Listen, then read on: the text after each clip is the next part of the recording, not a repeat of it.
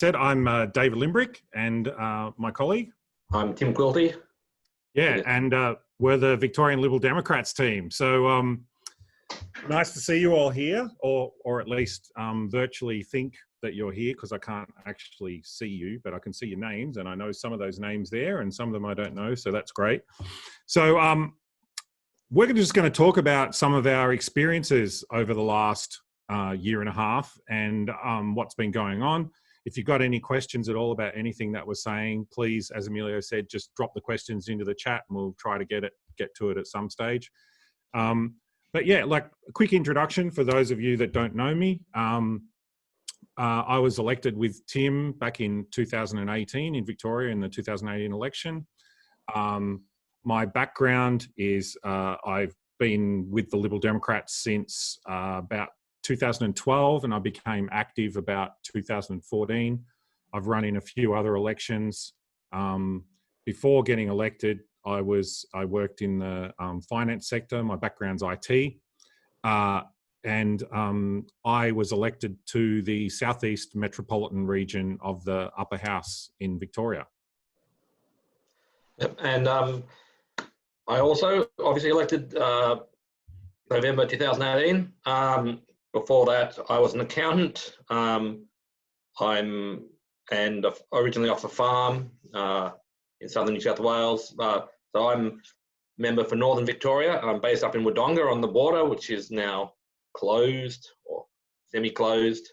We're not as locked down as Melbourne is, but we're still in a lockdown. We can't go to New South Wales, which is a problem for the border towns. Anyway, so my background is rural and accounting, finance. Yeah, and so like a bit about the areas that we represent, they're actually quite different areas. So, you know, as you can see, Tim and I come from a sort of different background, even though our sort of politics, as we've discovered, is sort of exactly the same. I mean, Tim and I knew of each other and had interacted a bit over the years, but we hadn't really interacted much before we got elected, and now we sort of do everything together. And I'm glad to say that I get along really great with Tim, and he's a great mate now. I would say that. I hope you feel the same way, Tim. Yeah, like Southeast Metro. All right, I'll talk a little bit about that first. So, you know, southeast of Melbourne, obviously. So areas like Dandenong, Cheltenham. My office is in Cheltenham, where I am right now. Cranbourne's where I grew up. Very large immigrant population in Southeast Metro. Lots of suburbs, some sort of, some sort of wealthier areas, but mostly sort of, middle-class Australians, some poor areas, around Dandenong and Frankston, but, fairly sort of middle-class suburbs, good people, lots of different immigrant communities. As I said, there's very large Vietnamese community around Springvale. But yeah, so that's sort of the gist of the area. It's the largest metropolitan region in Victoria. We have 8 regions in Victoria. And Tim's is quite different. He can tell you all about it. Yeah. So like I said, I'm a member from Northern Victoria, which is the largest region in the state. It makes David's largest metro one look very, very small. It runs from the mountains it's not the coast, but the mountains in the east, all the way to the South Australian border in the west. And then it comes down in a sort of vaguely V-shaped thing down to Melbourne, including Bendigo and the outer suburbs, the northern suburbs of Melbourne. Along the river, there's a lot of irrigation, farming. There's obviously the mountains and skiing. But anyway, it's a bush economy, or regional economies. It's quite different to the city. The people are different to the city. It's one of my big issues is I get annoyed about we're being run from Melbourne by people from Melbourne who have no understanding about what's going on out here. Yeah. Yeah, I mean, I think it'd probably take, side to side in my electorate, it'd probably take about an hour to drive from one side to the other. I think for Tim, it'd probably take, I don't know, a day. About 7 hours if one side to the other. Yeah, it's close enough to a day. Yeah, it's a long way. So, I mean, Tim had a bit of experience in politics because he'd run for council before and he was a councillor. But I'd had no experience other than I'd run as a candidate in elections. And one of the questions that I get asked a lot is, what's it actually like working as a member of parliament, as an MP? I suppose I had some expectations, but really a lot of the work that we do, I don't know how you feel about this, Tim, but a lot of the work that we do, I sort of didn't really imagine that much. I mean, what do you think, Tim? I think I understood the role and I knew what we'd be doing because I've been a political junkie all my life. I've been very interested in it. What I didn't expect was it to be 24/7 all the time. It doesn't stop. I thought, oh yeah, it'll be 3 or 4 days a week's work, plenty of time, have some relaxation. But it's actually very full on. We don't stop. We're online on the weekends, early in the morning, late at night. It's so the biggest surprise for me was just how intense it was. How we're always on duty. Yeah, and yeah, it's the same for me. And like we do the things that you would expect that when from the outside you think, okay, well, legislation comes through, you have to analyze the legislation. We've got staff that help us with that. You have to write speeches and do all that stuff and stand up in Parliament and talk and that sort of stuff. I think I had a pretty good. I didn't understand the details and how it all works, but I understood basically how you would be doing that. The stuff that I didn't really have a good handle on is the constituent stuff. So one of the things that an MP does is they take queries from constituents. So they contact their office, and I sort of vaguely knew how that worked, but it's sort of like you run a place and you try and help people. They contact you with all sorts of issues and quite diverse range of issues, and you try and help them. And that's actually one of the things that I really enjoy, actually, when we can help someone. I don't know, what do you think about all that, Tim? So I always think about we're a little bit like a lubricant on the grinding mills of the government as the cogs crunch around. We lubricate it a little bit when someone has a problem and they go through a bit more smoothly. But it's certain because when someone has a problem, government works all right for the majority of people, the majority of the time. But anytime you have an edge case or something odd at the edges, you can get run over, squashed, left out. So part of our job is interceding with the government, going to the ministers saying, look, what happens here? What happens in that situation? I've had a lot of it this week with the border lockdown and the Melbourne lockdown. And the rules are all right for the majority of people, but anyone whose situation is slightly different, they say, well, am I allowed to do this? Am I not allowed to do that? Can I go home and get back again? So we've been constantly talking to ministers in the Victoria and New South Wales, trying to get information for people so they know what's allowed and what isn't allowed. So, but yeah, it's an interesting part of the job anyway. Yeah, and we've certainly been in contact with a lot of businesses. So businesses have been, enraged about a lot of these lockdowns and how it's affected their livelihoods, and rightly so. And so I've been, meeting a lot of different businesses, primarily restaurants. They've been copping it hard. I mean, they were having trouble before the lockdowns in some cases, and this has just pushed a lot of them close to the edge and some of them over the edge. And this second lockdown that we've just had in Victoria, if you're not aware, we've just started a new lockdown, and a lot of those restaurants were just sort of hanging on and had their little burst of energy and hoped that they'd be able to get going, and then they just got smothered again. And it's a really tragic thing that's happened for a lot of them. And they want answers. And so we've been getting contacts in my office from different businesses that have been having trouble, asking what sort of help is available and that sort of thing. Some of the things that we have to do is we have to communicate with our electorate, and so there's lots of different ways of doing that. We do it through social media, and if you don't follow Tim and I on Facebook and Twitter, you should do that, because we sometimes say something interesting or funny. Like and share. Yeah, like and share, please. But we also do other things. So we've experimented with some things, and some stuff's worked better than others.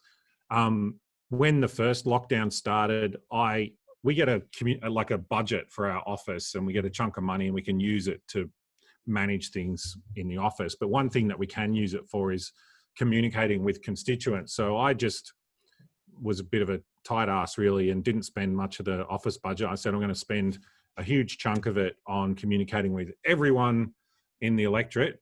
And so I sent a communication to everyone, like 450,000 people, using a system called unaddressed mail. So it's cheaper than sending a letter basically, but it ends up in their mailbox just the same.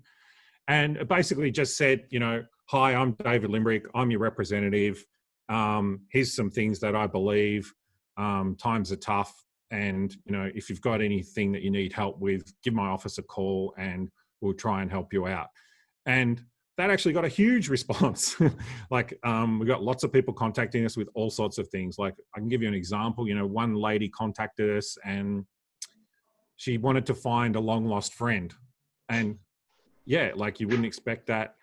And she knew the name of her old friend and where she used to live, and we helped to find her old friend. Like, that's, it's got nothing really to do with politics, but we're getting paid by the taxpayer, and taxpayers want us to help them, and we try and help them, right? I mean, have you got any good stories of ways that you've helped people? Nothing as good as that one. That was my favourite, yeah. We had issues with a constituent trying to get up to Queensland for cancer treatment when they were locking the border to Victorians. And so we were talking to the Queensland government and the Victorian government to try and get a pass that get them let through. That kind of thing. People, we get a few walk-ins every day from the street. Some of them are looking for the OPSM store next door. They picked the wrong door. It's a joke that never stops being funny. But there's always someone coming in with a problem, and we generally do what we can to help. So I admit I didn't expect we to be doing quite as much of that before I was elected. But that's a bit of a thing. What else? When we're not locked down for COVID, I do a lot of traveling. Like we said, it's 7 hours to the far end of the electorate. I haven't been out there yet. We had a big trip planned for next week, but it's been cancelled now because of the new lockdowns. So we'll be going out in October probably. But I travel up and down the highway to Melbourne. I travel around 3.5 hours down that highway at 110 k's an hour. And I hate every minute of that 110. I think it should be 140. Anyway, yeah. I've fucked up a lot of k's on my car since I got elected.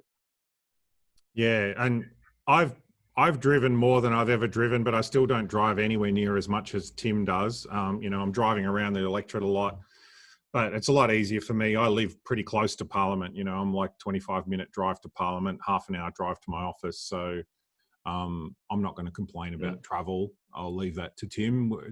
If you're a lower house MP, some of them can, in the city, they can jog around their electorate at lunchtime. Yeah, pretty much. Yeah. So it's quite different. Yeah. And so another thing that we've been focusing really hard on, so, in the Liberal Democrats, there's sort of been this feeling that we haven't done enough grassroots stuff historically. And so we're trying really hard to reach out to and communicate with grassroots, like community groups. So I've done a lot of that in my area. I've reached out to so local issue groups. There's a group near me that's got a quarry that's blasting, and the vibrations are wrecking their houses. So go out and meet them and talk to them. The Vietnamese community, I've gone to a lot of their events. They're a big part of the electorate, and they really like some of the message that we have around liberty and freedom. A lot of them are refugees. They've escaped totalitarian country, and they very much liked our message of liberty. Other ones, local business owners, try and meet up with them. Activist groups, we've done a lot of work in drug law reform. this sort of thing. So, you know, meeting up with them. What are some of the local groups that you've been meeting up with, Tim? We meet with various community groups, issues-based or land care groups. I guess it's a bit different in the city. In the bush, everyone sends an invite to the MP, and I try to get to as many as possible. What was I going to say? A lot of stuff I've been doing is talking to irrigators. Right. Issues about the Murray-Darling Basin, because obviously the river is the boundary of the electorate, and irrigation is a big thing in northern Victoria, or lack of irrigation when there's no water. They ran the river full last year during the drought, but it was all environmental water, so all the farmers had to watch it running past, and they couldn't use it, and then they ran it all out to sea, because that's a really useful use of water. Yeah. And so one of the things that, if you're not from Victoria, might be of interest is the Victorian Parliament and how it looks. So in the Victorian Parliament, in the lower house, we have 88 seats, but we're in the upper house that has 40 seats. So there's 5 members for 8 regions, which is 40 members. And it's quite an unusual makeup. So the Liberal Party or the coalition got sort of hammered in the last election, and the crossbench parties did really, really well, including us. And so we have a very unusual makeup. So we had 11 crossbenchers. Now we have 12. The coalition has 11 as well. So the crossbench is the same size as the coalition in the upper house in Victoria, which is quite unusual. Another thing that's very unusual is the Greens in the last term of Parliament had 5 members in the upper house, very, very powerful. In this term of Parliament, they've got 1. So we have a situation now where we have twice as many Libertarians as Greens in the upper house, which is quite surprising to everyone, not least of all the Greens, I imagine. Greens did get screwed in the election results. The vote was much higher than the share they got. They're the people who got the worst done by, but I don't feel too bad about that, to be honest. Yeah. And so we have a situation where the government needs, I was going to say they need 3, but they need 4 votes now, right? So that if they want to pass legislation and they don't have the support of the opposition, they need 4 votes from the crossbench. Now, so because you should probably tell why that happened. Okay, yeah. So they did have 18 members in the government, but now they have 17. They've lost one of their members. He's no longer a member of the Labor Party and he's an independent. You may have read about the branch stacking scandal thing that happened in Victoria. Anyway, that member of Parliament, Mr. Somyurek, was kicked out of the Labor Party or resigned. I'm not sure. I think they kicked him out, didn't they? I don't know. Anyway, he's not in the Labor Party. He said he resigned. They said they kicked him out. But yeah, I don't know what really happened. But he's no longer a member of the Labor Party. So effectively, he's an independent. He hasn't actually been back to Parliament yet. So, but you know, we'll have to work with him as an independent, I suppose, when he comes back. But it means anyway, that changes the numbers. Yeah, it changes the numbers. It means they need 4 votes. So they need 4 votes to pass legislation, which, considering there's a crossbench of 12 people with quite diverse politics, that's usually pretty easy for them. So they can usually get a couple of votes just because people actually support their legislation, and they can usually, you know, do some sort of deal with other people to get a couple of votes. So, you know, it's usually not too hard. Bribe, or they can beg. Yeah. Scrounge them up somewhere. So one of the sort of, I suppose, disadvantages of, you know, we're very, very careful all the time to try and make sure that we act, you know, according to our principles and in line with our beliefs. That's good, you know, like we're meant to be a party of principles, so that's what we want to do. We want to make sure that we do that all the time. But it puts you at a massive disadvantage for negotiating, because it means that, you know, people can often just know where you're going to sit on something and they don't need to do a deal with you, and makes it difficult. So the government doesn't really tend to negotiate with us very much on that sort of thing. So, well, we got what the other day they were saying, oh, we didn't think you guys negotiated at all. Yeah, they said, we don't talk to you because you guys have got principles. So, I mean, it sort of felt nice and burnt a bit at the same time. So, yeah, I don't know. It was, that was a interesting comment. But, and so if you're wondering what the upper house actually does, we don't just pass legislation. We actually have this process called Committee of the Whole, where, and at the end of debating legislation, we go through this process where basically every clause in the bill, we get to ask questions about it. And this is a process that I actually didn't really understand at all until I got elected. And did you know about this process, Tim? I had heard of it, but I'd never seen it in action. Yeah. But it's part of that. Upper house is meant to be a house of review. So, yeah. And this is how we do it. We review each act line by line, not always line by line. If no one's got questions about bits of it, it can go through. But often we can spend hours on a single clause asking questions. Especially if someone doesn't like the legislation, they can draw it out quite a lot. And the minister has to stand there and answer questions about it, which can be a bit of a sport sometimes. The opposition, the crossbenchers, are trying to make the minister make a mistake or slip up. Some of the ministers enjoy it, some of them don't. Anyway, it's one of the interesting parts of the job.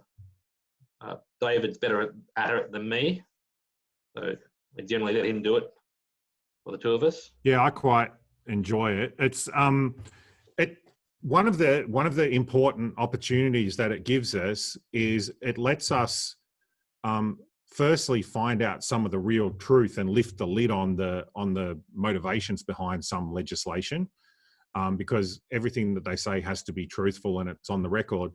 But the other thing that I didn't understand until I was educated about it is that when legislation is interpreted by lawyers down the track, they can actually go back to this committee of the whole questioning and use that as a guide for interpreting legislation.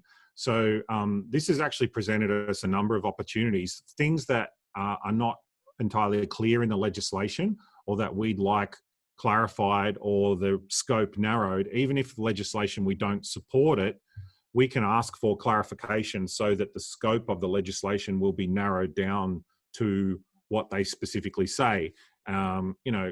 Doesn't get us a lot of credit in the media or anything like that, but I'm hoping some guy one day in the future might look back and say, geez, I'm glad those guys asked that question. Like, I'll give you an example. There was one thing, I think it was a new crime for lighting a fire or something, and we were worried about it because I think if you lit a campfire without knowing that there was fire restrictions, you could end up going to jail for 10 years or something. And we were like, this is crazy. Like, this is really bad legislation. And so we got them to say on the record during committee that, it only applies under this circumstance. So, that was one example of that. So that when they go back, when they're interpreting that, when the prosecutors are looking at it and when the judge is looking at legislation in court, they will sometimes refer to the explanatory memorandum and also the committee of the whole speeches to find out details of how it's meant to work. Anyway, so. Yeah, and another thing that's sort of interesting is the relationships between the different parties. And, what I've found by dealing a lot with politicians now, and I'm sort of developing that ability myself too, is the ability to separate your personal feelings for someone and your politics. And in fact, you sort of have to do that if you're a politician, because even if you really hate someone's politics, you still have to work with them in Parliament. Like, you can't sort of just give someone the silent treatment the whole time. And so you have to deal with that. And I think people from the outside view that there's this sort of heavy tribalism, and there is a bit of tribalism, but you have to be able to sort of move your politics to one side and treat people as individuals on a personal level. I mean, how do you find dealing with that, Tim? That sort of surprised me, that whole thing. It's interesting, and it's interesting that the crossbench especially work quite well together. We often have a drink with people and a chat and talk. We've got very disparate points of view, often quite clashing, but we all work together and help each other as far as we can. Labor and the Liberals go at each other sometimes, but as the crossbench generally tends to work with each other and with the major parties as well. I think I quite like most of the crossbenchers personally. Yeah, I feel the same way. I seem to get along with most of them fine, and sort of surprised me that I get along with the Greens member so well, which is sort of annoying, really. I'd rather dislike them, to be honest. But anyway, it's Sam is probably one of the best MPs in the upper house, I would say. So yeah, she's very, very professional. Just a pity she's a Green, really. Yeah. So I'm just looking at the time. I'll briefly talk about, some of the things that we've done. So some of our achievements over the last couple of years or year and a half, and some of the things that we're planning on doing. So one of the things that you get is you get a debate slot. And so you get 2 of those a year, and you can put forward a motion or a bill or an inquiry referral or any of that sort of stuff. So because there's 2 of us, we get 4 a year between us to use. And the first one that we did was around, I'll just briefly run you through some of the stuff that we've been attacking. But the first one that we did was actually Tim's motion on parks access. Yeah, so we basically said the government has been moving to lock people out of public land.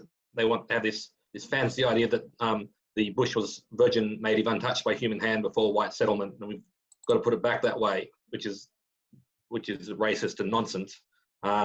Indigenous people managed the bush before we were here, and it needs active management. Anyway, so they're trying to lock people out of parks in all sorts of ways. So we had a motion saying that public land should be available for public access, recreational use, rock climbers, bushwalkers, horse riders, all the parks should be available for people. So we had this motion and it passed. Yeah, and yes. that was a lot of work to lobby all the crossbench and get the numbers, but yeah, we did it, so that was good. And the second one was an inquiry referral. This was my one to get. So I was speaking about this earlier today, actually, an inquiry into nuclear prohibition in Victoria, and so that was another case where it was very difficult to lobby. The government didn't want it going up, so we had to actually defeat the government. And we did. We got the numbers on the crossbench. We got the opposition to support it, and we got it over the line. So that was a really big win, and the inquiry's running at the moment. So I can give you details on that if you're interested. We might see nuclear power somewhat time down the track. Yeah, a long time down the track, but yes. Then we did another one on the Murray-Darling Basin plan. That was basically, we were calling on the Victorian government to pull out of the plan if the federal government wouldn't fix it. This motion didn't pass, but we used it as an opportunity to highlight the nonsense that's going on with the irrigation because which it is nonsense. We waste vast amounts of water. We're sending farmers broke. The reason we built the dams in the first place was to provide irrigation water in drought years and turn arid areas into productive farmland, but now we want to turn off that water and bankrupt the community, send all the people out of the bush.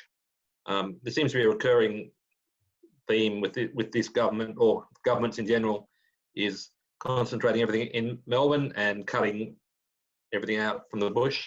Anyway, that motion got lost, but hopefully we highlighted some issues there. And then sniffer dogs? Yes, sniffer dogs. Yes. So sniffer dogs was one. So I think there's a similar issue in New South Wales, but the idea of sniffer dogs at festivals searching people for drugs, and it causes all sorts of problems, such as, people panic when they see the dogs and they neck their pills and overdose. And there was a case in New South Wales where someone died and they attributed it basically to the sniffer dogs. People getting strip searched, and we just thought it's a really, really bad thing. So we stood up against that. And another one that we did was on IBAC, which is an anti-corruption body. That was one that Tim did. Do you want to just briefly talk about that? So we were calling for basically that the government should give more resources to IBAC to combat corruption. So corruption in local government, and also for more oversight of the police force. So we passed that motion too, didn't we? Yes, that one passed as well.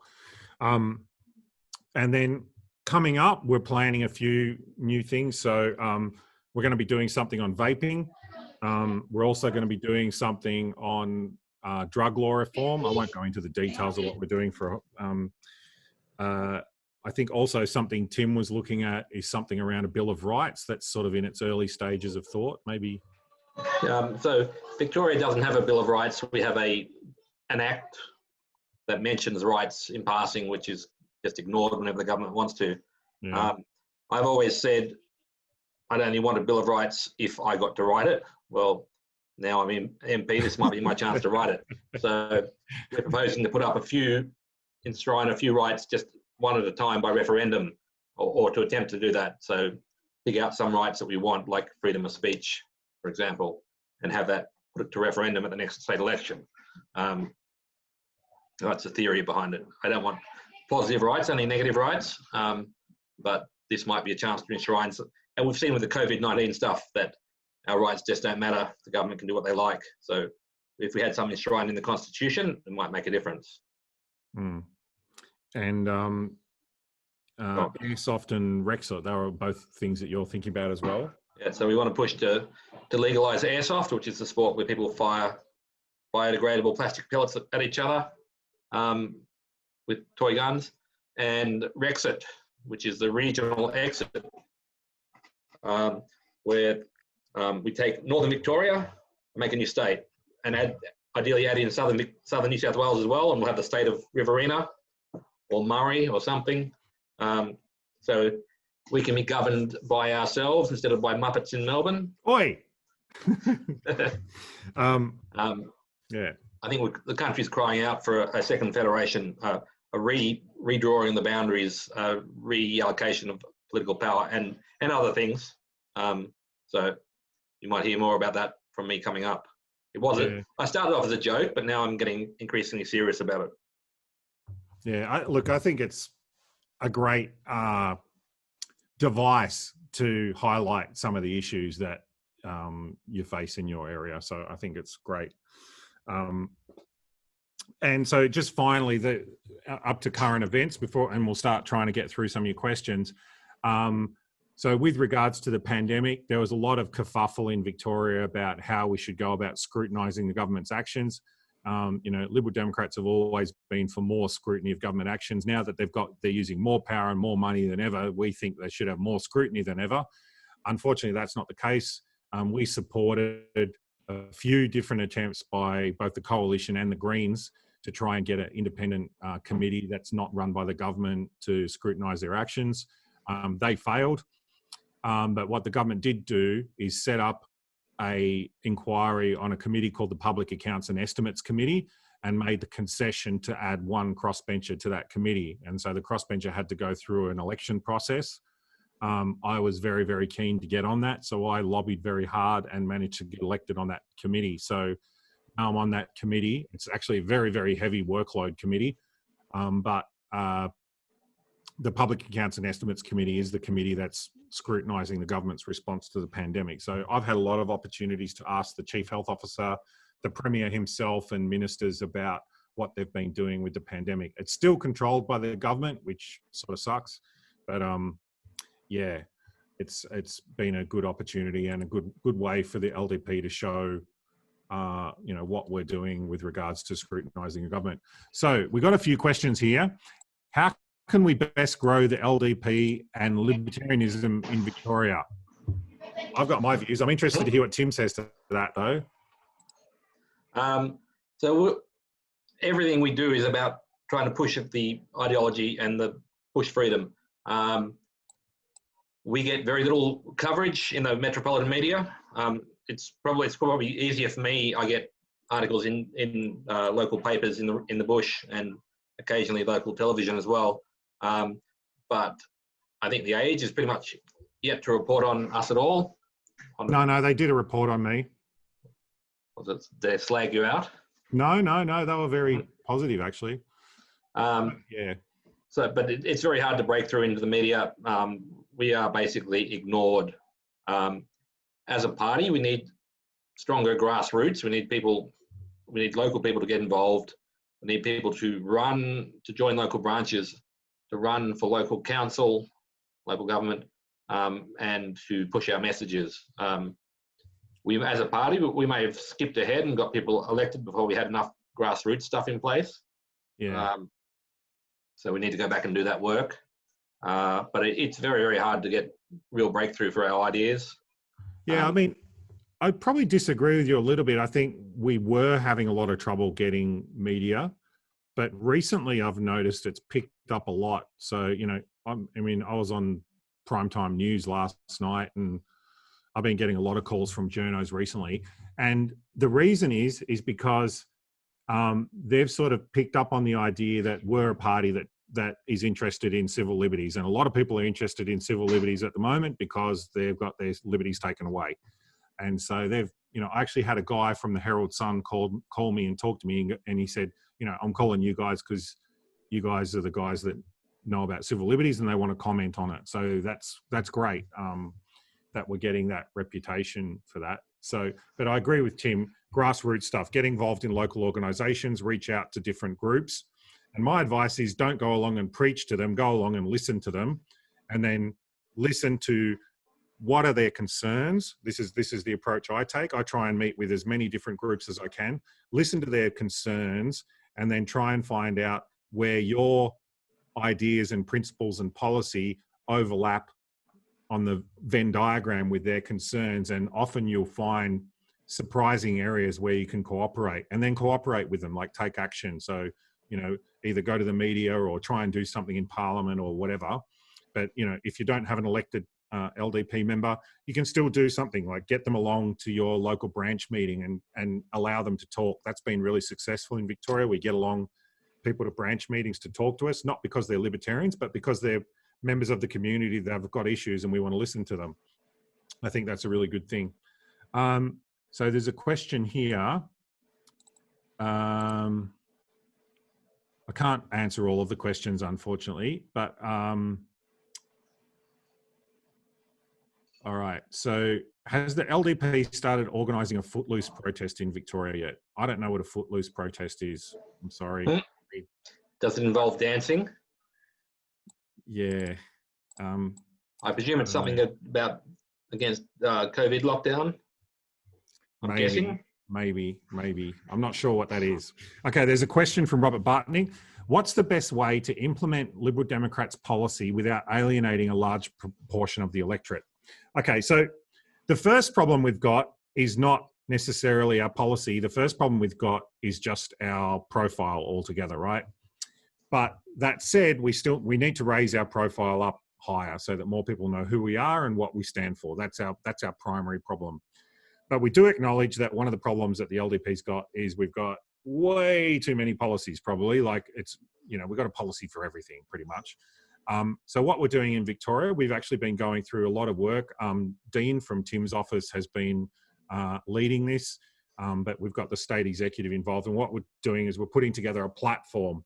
So a platform is just like a bite-sized chunk of policy, focusing on key areas and in such a way that we can communicate them really easily and really well, and that they're the type of policies that would appeal to a large number of people. So that's what we're working on at the moment.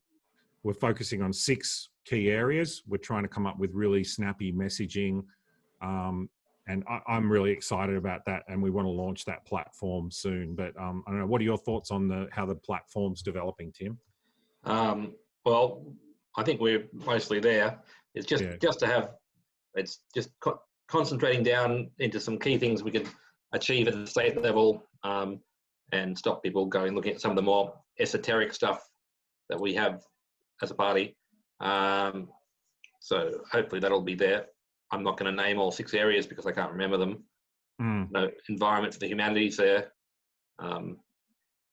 educational choice,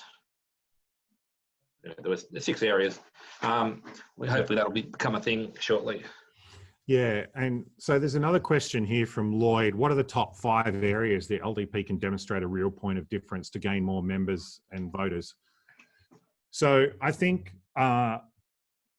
one of the general things that makes us quite different to most parties is our adherence to principle.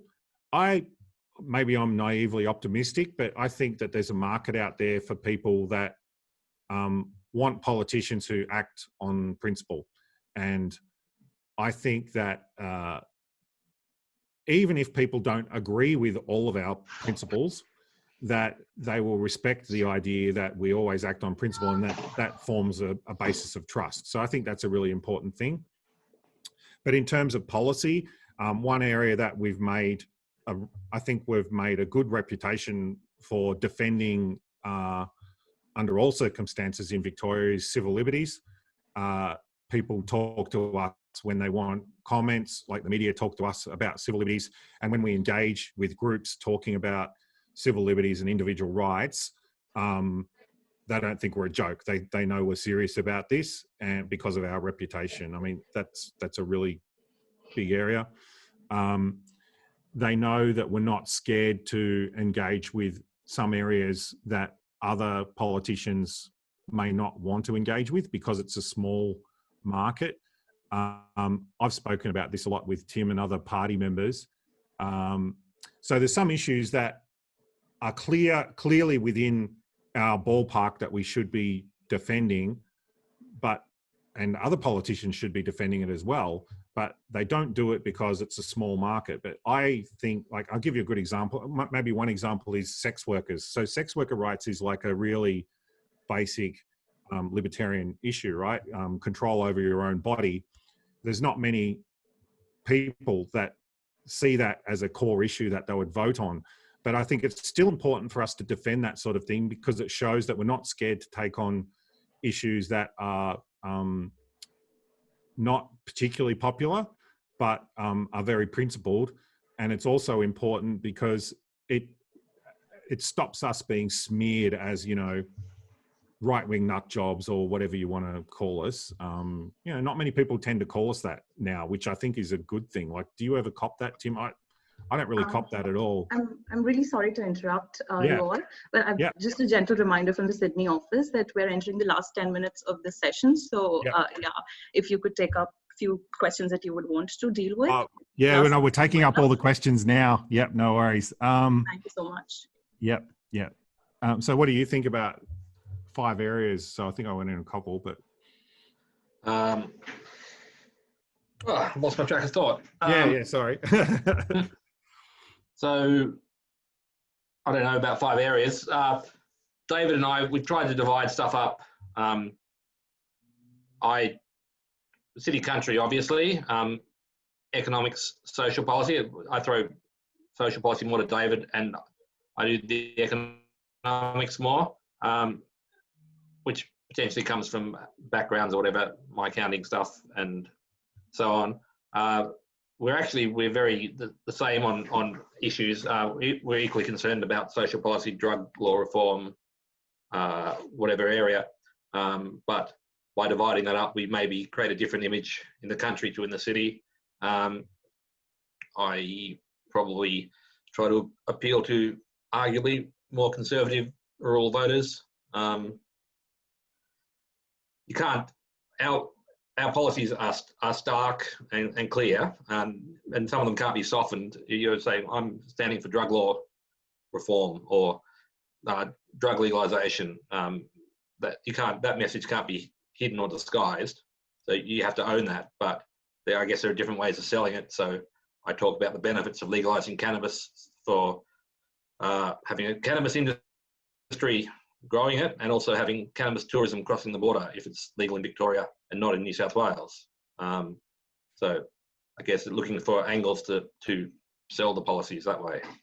Yeah, and one of the things that we've been very, I think we started off doing it right from the start, and I think we're getting better at it, is taking the moral high ground on pretty much everything. We try and take the moral high ground on everything. And I think it's important because one of the ways that the left deals with everything is to try and, you know, take the moral high ground and rather than, you know, taking on the left directly through direct conflict, in a lot of ways, we've outflanked a lot of what they're doing. And so this way of outflanking them, I think, is important for libertarians to manage. So rather than allow yourself to be smeared as the bad guys, we need to say we have different solutions to these. We have other solutions to these problems that they've identified, because a lot of the times these problems that the left are talking about are real problems, right? And so we have to engage with those things that they're talking about and come up with our own solutions for them. So a good example of that is the climate change issue. And so the way that we've been dealing with that is talking about nuclear. You know, why isn't that on the table? It's a low carbon emissions thing. Another thing that I copped a lot of heat for was the protests recently that were talking about, you know, Indigenous over incarceration and police oversight primarily is what they were talking about. My view was that it's my job as a politician to go along and listen to people who are talking about that. The whole thing got smeared as some, you know, crazy socialists and stuff like that. And, you know, there was probably a few crazy socialists there.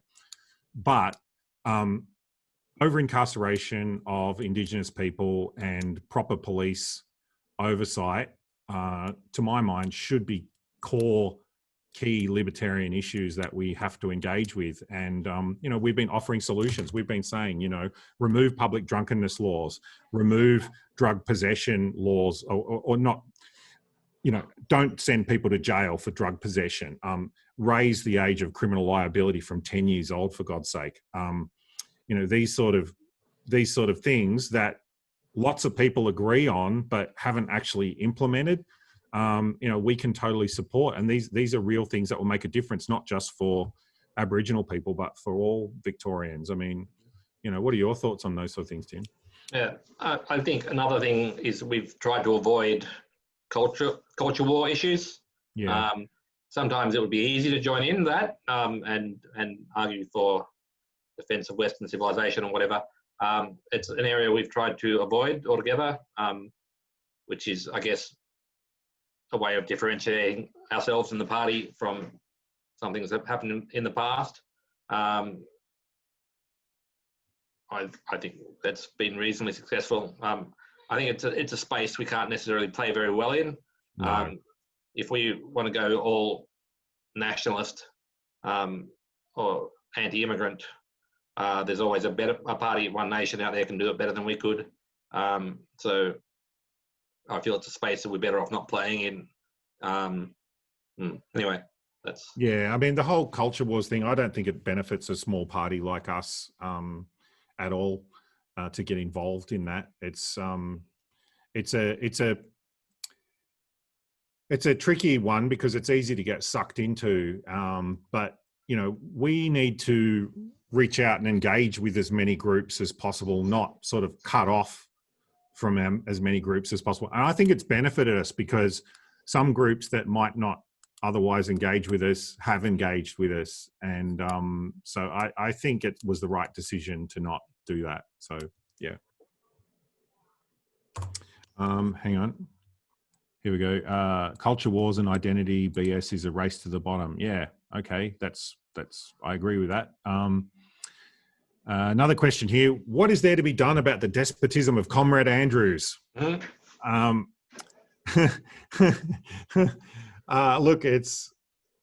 mean, I got onto Payak. I get to ask him some questions now, I suppose. But I mean, really, it's not a lot we can do immediately other than, look, I think there's a big opportunity here for libertarians around the world and in Victoria.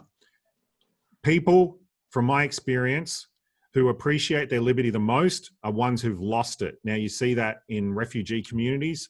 So people that have moved to Australia have escaped despotism and, you know, communist regimes and stuff. They come here. They have a deep, deep, deep appreciation for liberty in Australia. But now we have a situation where everyone in the country has had at least some part of their liberty taken away from them.